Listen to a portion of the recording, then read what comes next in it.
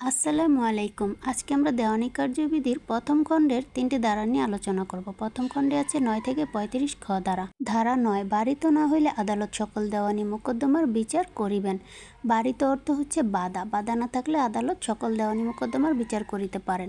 প্রত্যক্ষ বা পরোক্ষ বিধিনিষেধ ব্যতীত সকল প্রকার দেওয়ানি মামলার বিচার করতে পারেন দেওয়ানি আদালত। 9 ধারায় ব্যাখ্যা আছে একটি। যখন কোনো মামলায় একজন নাগরিকের সম্পত্তি বা পদের অধিকার সংক্রান্ত মীমাংসা করা হয় তখন সেই মামলাকে দেওয়ানি প্রকৃতির মামলা বলা হয়।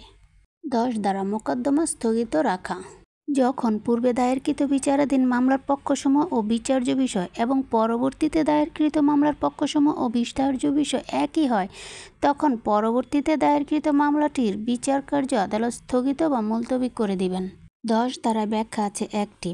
পূর্ববর্তী মামলা যদি কোনো বিদেশি আদালতে দায়ের করা হয়ে থাকে তখন মামলার কারণ একই হওয়া সত্ত্বেও বাংলাদেশের কোনো আদালতে পরবর্তীতে মামলা বিচারে বাধা সৃষ্টি করবেন। ধারা 11, দোবারা দোষ বা প্রাক সিদ্ধান্ত বা রেস জুডিকাটা। যে মামলাটি এখতিয়ার সম্পন্ন আদালত কর্তৃক একবার চূড়ান্তভাবে নিষ্পত্তি হয়ে গেছে, পরবর্তীতে যদি পুনরায় একই বিচার্য বিষয় নিয়ে এবং একই পক্ষসমূহ মামলা দায়ের করে তাহলে আদালত মামলাটি বিচার করবে না, আর এটাই হচ্ছে রেস জুডিকাটা। 11 ধারায় ব্যাখ্যা আছে 6টি। আর প্রথম ব্যাখ্যায় বলা হয়েছে পূর্ববর্তী মোকদ্দমার কথা। পূর্ববর্তী মোকদ্দমা বলতে বোঝাচ্ছে দুটি মামলা যদি একাধারে চলে তাহলে যেই মামলাটির আগে রায় দিবে সেটাই হচ্ছে পূর্ববর্তী মোকদ্দমা।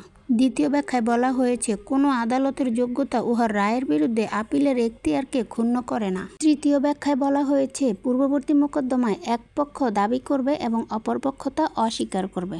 চতুর্থ ব্যাখ্যায় বলা হয়েছে যে বিষয়টি বিপক্ষের যুক্তি খণ্ডনের জন্য দাবি করতে পারত বা অস্বীকার করার সুযোগ ছিল তা উক্ত মোকদ্দমার প্রত্যক্ষ বিষয় ছিল বলে ধরে নেওয়া হবে। পঞ্চম ব্যাখ্যায় প্রতিকারের কথা বলা হয়েছে। আরজিতে যে প্রতিকারের প্রার্থনা করেছে ডিগ্রিতে যদি সে প্রতিকার মঞ্জুর নাও করা হয় তাহলেও ধরে নেওয়া হবে যে আপনি এতটুকুই প্রাপ্য ছিলেন। ষষ্ঠ ব্যাখ্যায় সর্বসাধারণের স্বার্থের কথা বলা হয়েছে।